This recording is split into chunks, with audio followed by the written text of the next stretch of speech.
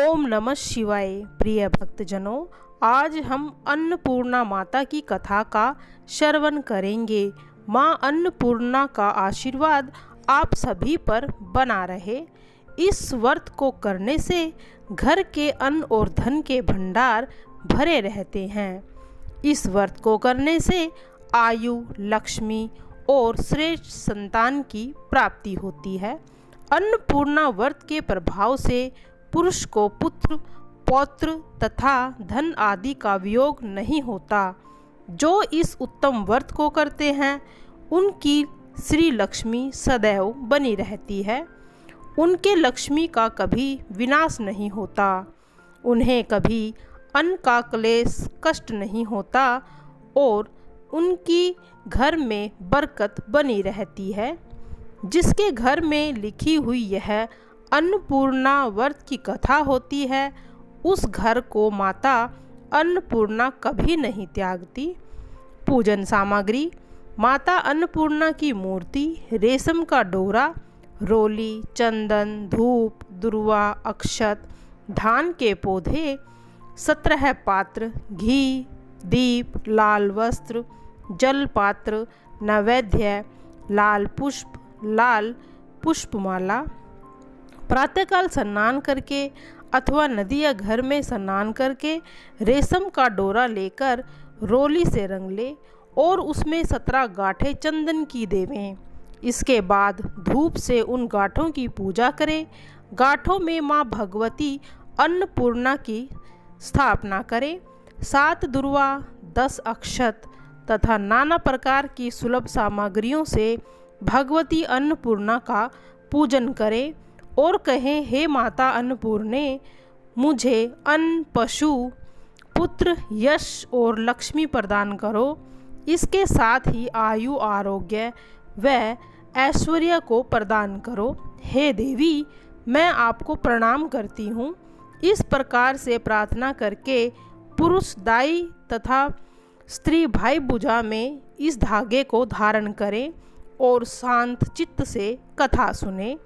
कथा के अंत में 17 हरे दाने चावल व दुर्वा का लेकर यह 16 वाक्य कहे, हे माता अन्नपूर्णा, आप तो सर्वशक्तिमान हो, अतः सर्व पुष्पमयी यह दुर्वा आपको अर्पण करती हूँ और आपको नमस्कार करती हूँ।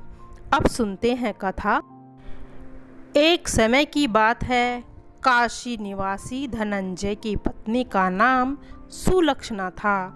उसे अन्य सब सुख प्राप्त थे, केवल निर्धनता ही उसके जीवन का एकमात्र दुख था। यह दुख उसे हर समय सताता रहता था। एक दिन सुलक्षणा पति से बोली, स्वामी, आप कुछ मेहनत करो तो काम चलेगा। इस प्रकार कब तक काम चलेगा? सुलक्षणा की बात धनंजय के मन में बैठ गई और वह उसी दिन विश्वनाथ शंकर जी को प्रसन्न करने के लिए बैठ गया और कहने लगा, हे देव आदि देव विश्वेश्वर, मुझे पूजा पाठ तो कुछ आता नहीं है, केवल आपके भरोसे बैठा हूँ। इतनी विनती करके वह 2-3 दिन भूखा प्यासा बैठा रहा। यह देखकर भगवान शंकर ने उसके कान में अन्नपूर्णा अन्नपूर्णा कहा। इस प्रकार 3 बार कहा। यह कौन क्या कह गया? इसी सोच में धनंजय पड़ गया कि मंदिर से आते ब्राह्मणों को देखकर पूछने लगा, पंडित जी, अन्नपूर्णा कौन है? ब्राह्मणों ने कहा, तू अन्न छोड़कर बैठा है, सो तुझे अन्न की ही बातें सूझती हैं। जा घर जाकर अन्न ग्रहण कर। धनंजय घर आ गया। स्त्री से सारी बात कही। वह बोली, नाथ, चिंता मत करो, स्वयं शंकर जी ने यह मंत्र दिया है, वे स्वयं ही इसका खुलासा करेंगे। आप फिर जाकर उनकी आराधना करो। धनंजय फिर जैसा का तैसा पूजा में बैठ गया।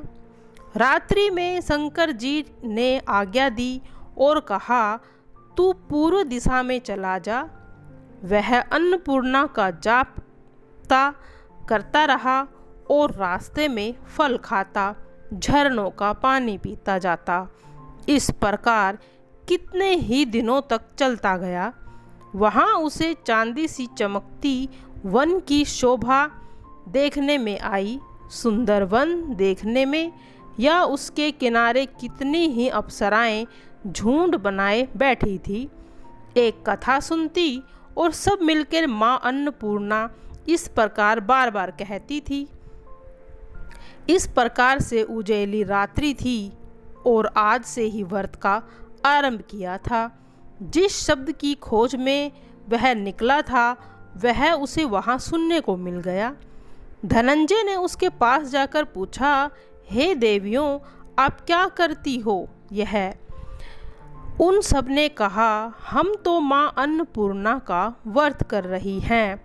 धनंजय ने पूछा, व्रत पूजा करने से क्या होता है? यह किसी ने किया भी है? इसे कब किया जाए?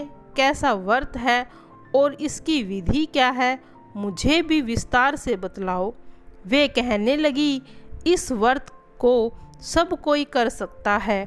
21 दिन तक के लिए 21 गांठें का सूत लेना चाहिए। 21 दिन न बने तो एक दिन उपवास करें। यह भी न बने तो केवल कथा सुनकर प्रसाद ले लें। निराहार रहकर कथा कहें।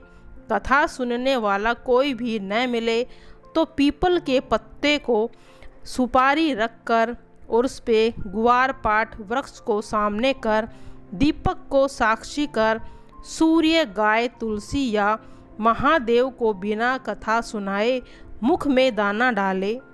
यदि भूल से कुछ पड़ जाए तो एक दिवस फिर उपवास करें। व्रत के दिन क्रोध न करें, झूठ न बोले। धनंजय बोला, इस व्रत को करने से क्या होगा?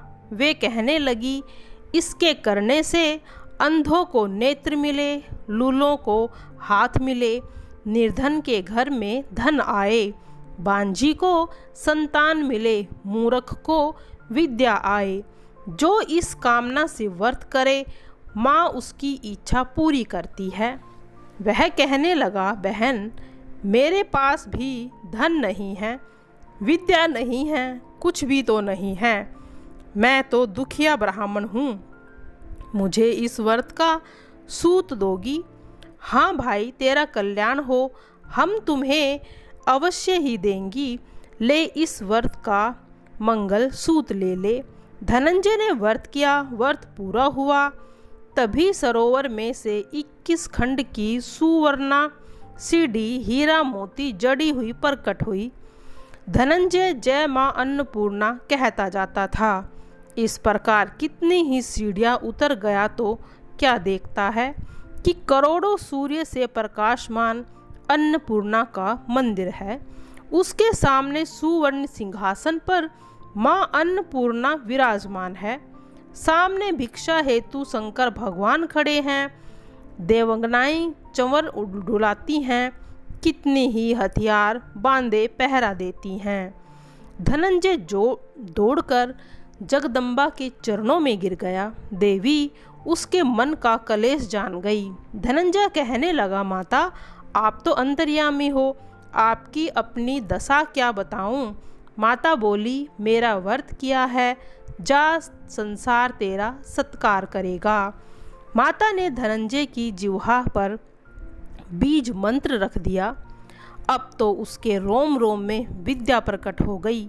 इतने में क्या देखता है कि वह काशी विश्वनाथ के मंदिर में खड़ा है।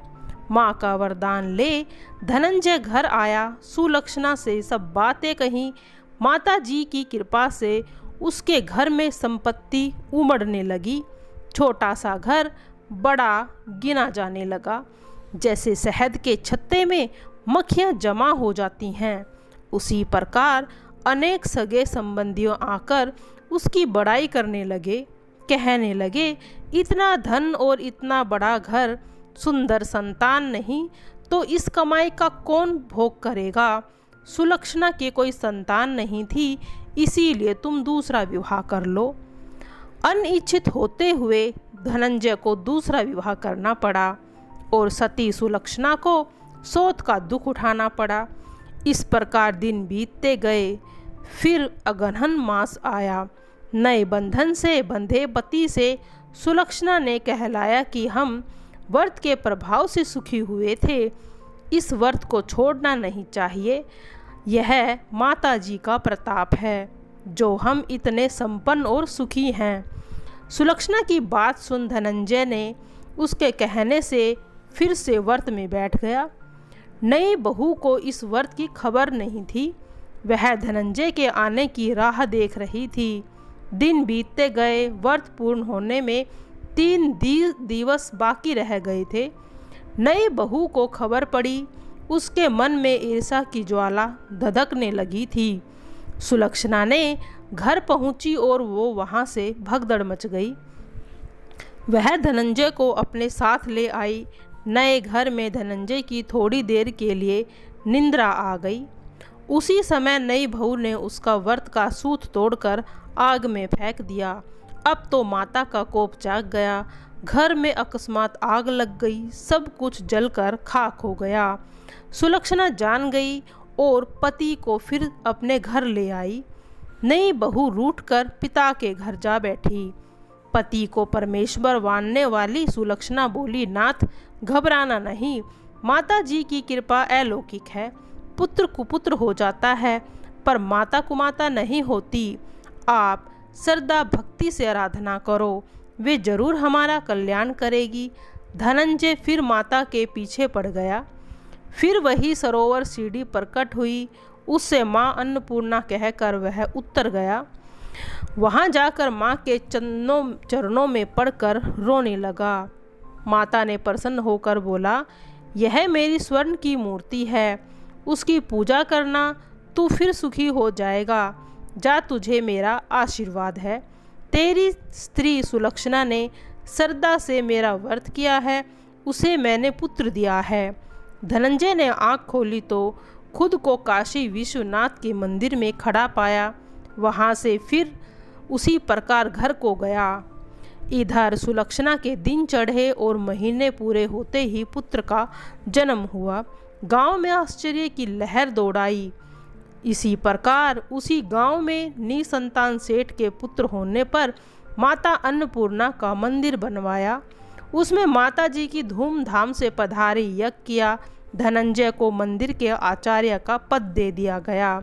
जीविका के लिए मंदिर की दक्षिणा और रहने के लिए एक बड़ा सुंदर सा भवन दिया। धनंजय स्त्री पुत्र सहित वहां रहने लगा। माता जी के चढ़ावे में भरपूर आमदनी होने लगी। उधर नई बहू के पिता के घर डाका पड़ा, सब कुछ लुट गया। वे भीख मांगकर पेट भरने लगे।